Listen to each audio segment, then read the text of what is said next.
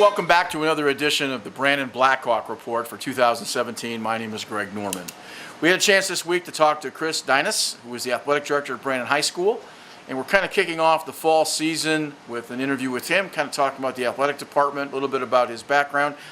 Chris starts his second year here in Ortonville, and with a lot going on with school opening up in a couple of weeks, the Blackhawks open their football season at the Big House in Ann Arbor on Saturday at 4 o'clock against Fenton, and a lot going on. So we want to get a chance to talk to Chris, and we will bring you all the coaches, and the Blackhawk Report will be a weekly thing to try to keep up with all the sports, and we hope you enjoy it. So stay tuned for an interview with our athletic director, Chris Dinas, and we'll be back in a second. The athletic director starting his second year here at Brandon High School, and it will be adorned with Green Valley information. So, Chris, let's start with, we didn't get a chance to talk to you last year, so maybe talk a little bit about, you came from Durand. Yep. So maybe talk a little bit about your background. Sure. Been in education for going on my 14th year now.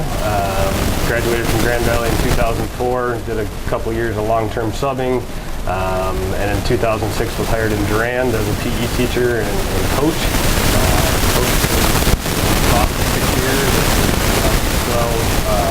Was hired as Durand's athletic director. Spent 4 years as an AD at Durand, and then the opportunity came open here in Brandon, and I applied, and here I am today. In your mind, what's the difference between coaching and athletic directing? Dealing more with the political side of things. I would say there's a lot more parental involvement in a negative way on the athletic director side than compared to the coaching side. But there's a lot of positive too that goes with it. The other big thing that I've noticed as an AD is the organization of an event is completely different. In coaching, you show up and you worry about the game plan. As an AD, you worry about everything that's going around the event compared to just the event itself. Okay, well, you've now been here a year. You're settling in. We're just about to start the second year. Where's your philosophy from the standpoint of, first year you kind of get your feet wet. What are you trying to do to put a little bit of your stamp on it for this year? Well, I've always said that athletics is an extension of the classroom. You know, you're a student first and athlete second, but there's so many things, life lessons that you can learn on the athletic field. From discipline to accountability to time management. So moving forward in my second year is building on those things. Last year was a lot of learning processes, figuring out how the district does things, modifying things to make it work for me. And moving forward this year, our goal is to take it to the next level. You know, do better than what we did last year. Build on the successes, correct the mistakes, and move forward. What's the single hardest part of your job during the day? Let me ask you a better question. Okay. What do you like the most about your job? It's something new every day.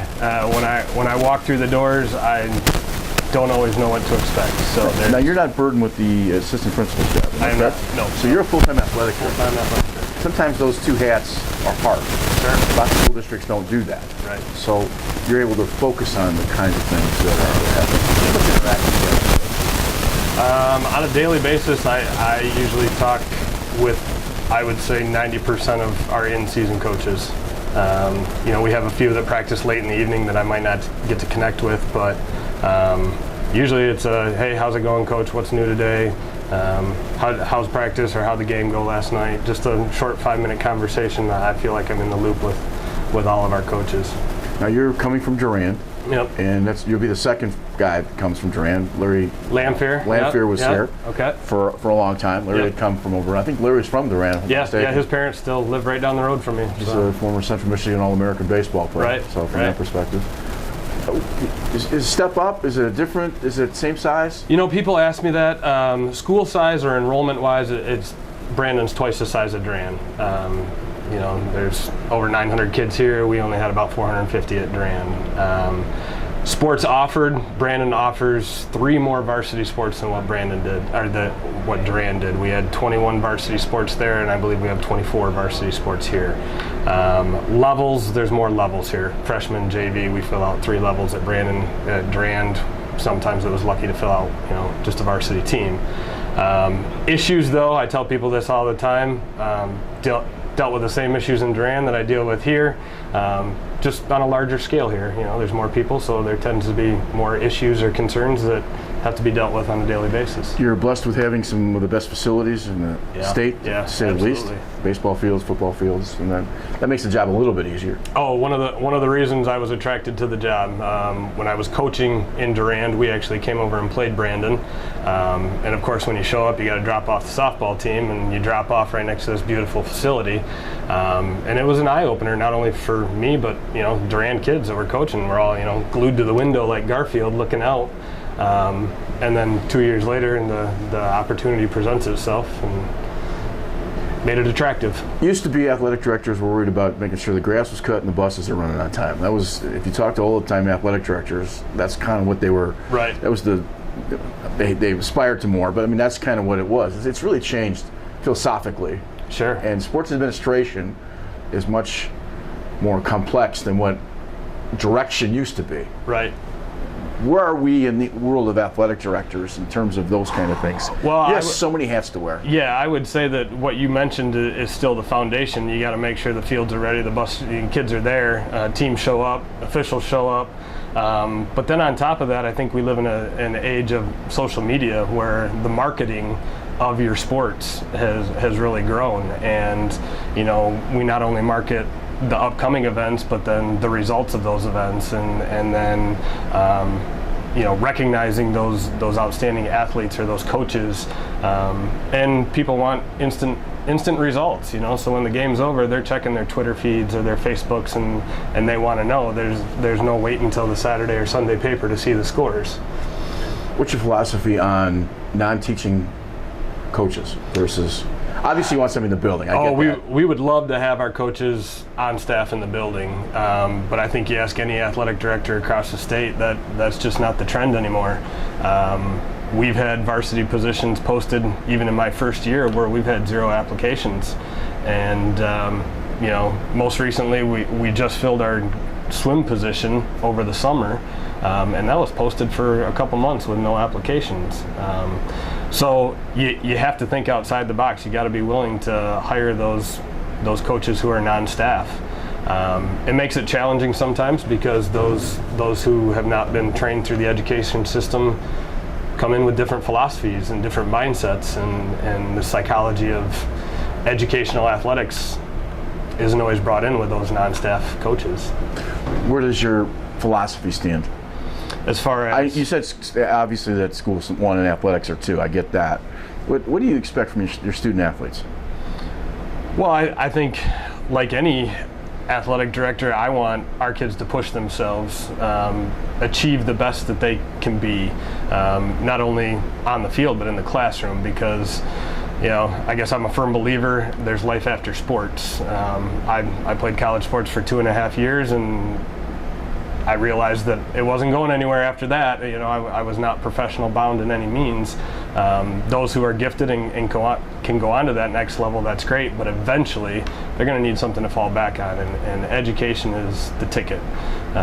They need to have that high school degree and some sort of after high school training, whether it be military or whatnot. So I guess coming full circle, my philosophy is, student first, athlete second, and excel in all facets that you do. Athletics have always been important within the school district, but with Dr. Outlaw, it seems to be a little more emphasis on making it an integral part of the program. Sure.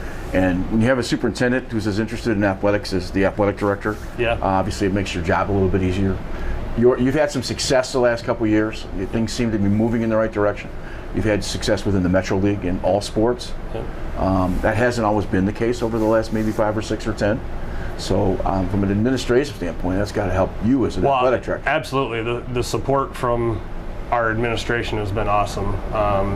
And Dr. Outlaw is a firm believer in getting students involved in extracurriculars, whether it's athletics or band or fine arts.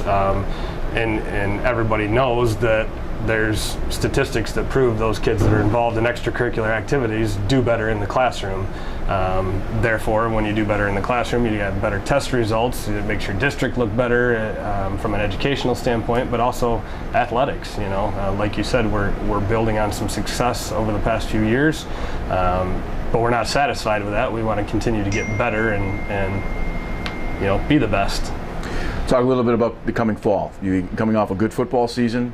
Your volleyball team looks like it's going to have some success this fall. Yep. Talk a little bit about the fall. Like you said, our volleyball team, we graduated one senior last year, so the majority of the team is back. Opened the season last night with a 3-0 victory over Allendale, and it was convincing looking at the scores. Our boys soccer team's coming off back-to-back league championships. Graduated seniors, but we have a really solid group of freshmen that came in. We have some that are already up on varsity. Last year's JV team was solid, so we have some good kids coming up to be competitive again in soccer. Football, again, building off an 8-1 season, looking really to be league champs this year. We have a great possibility to do that. And then our other sports, like I said, we have new coaches in girls swim. We have new coaches in tennis, cross country. We should be successful. Come Saturday night, you open in the big house. Right. That's got to be an experience for the kids. Absolutely. Unique. Is that first time for Brandon? First time for Brandon that I'm aware of. It's only the second year that this Battle at the Big House has been going on. Last year was the first year. We were fortunate to be invited back for the second year. Our kids are excited, our coaching staff's excited, our community, I think, is excited to go down there and be one of 12 schools in the state to get to play in the Big House. Now, is it a slight advantage to have a former U of M lineman and Matt Lentz on your current varsity staff, having been a player there for 4 years? Is that a help at all? I don't know if that's a help in being invited to the event, because we were invited prior to him coming on staff. Right, but I'm just saying, does his experience playing there maybe give some kids the insight of what it's like to play in a big building? Absolutely. Just his presence alone on the staff has been great for us, and he can, talk to those kids about getting ready for the game, getting ready for big events and stuff like that. So. Talk a little bit about the Metro League in terms of where you see the Metro League as a league this year, overall. Yeah. Luckily, in Durand, I was part of the GAC, which was the Genesee Area Conference, and we worked closely with the Flint Metro League. So the transition from GAC to Flint Metro has been pretty smooth, and it's actually been really nice from an organizational standpoint. The league is very organized, very competitive.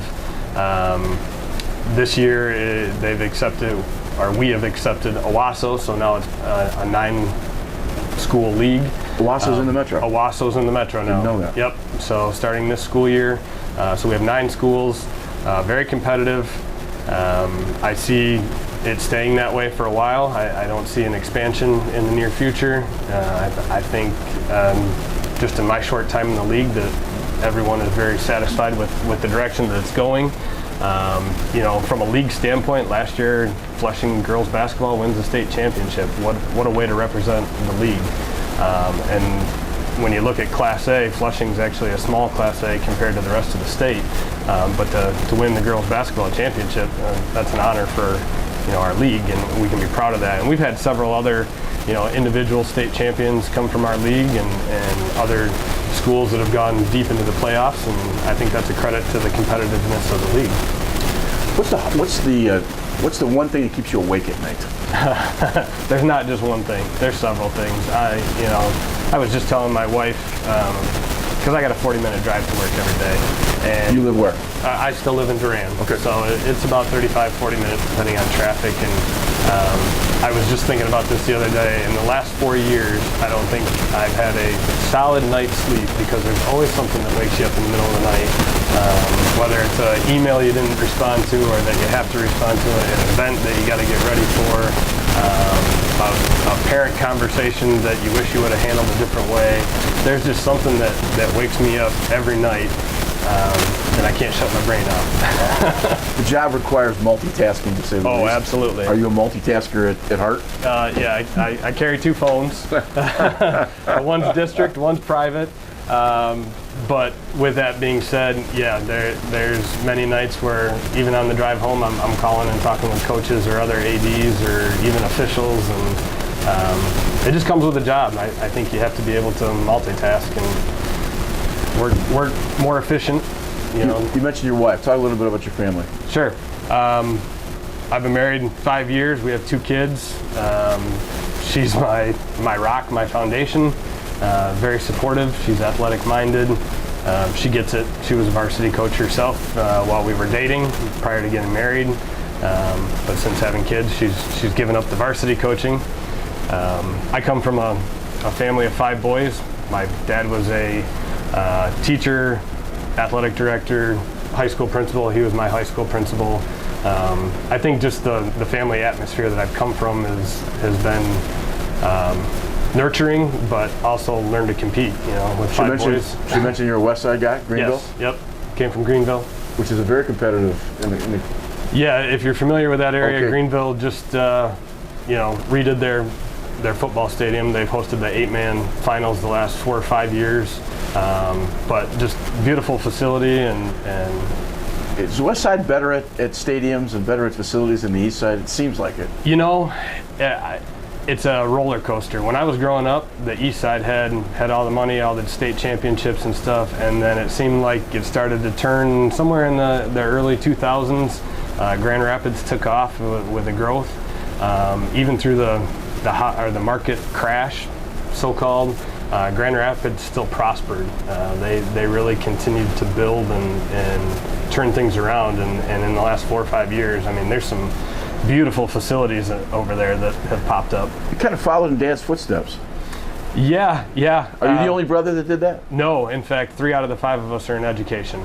So okay. I'm 4 of 5 boys. Number 3 is a teacher and is now a assistant principal in the Chicago suburbs.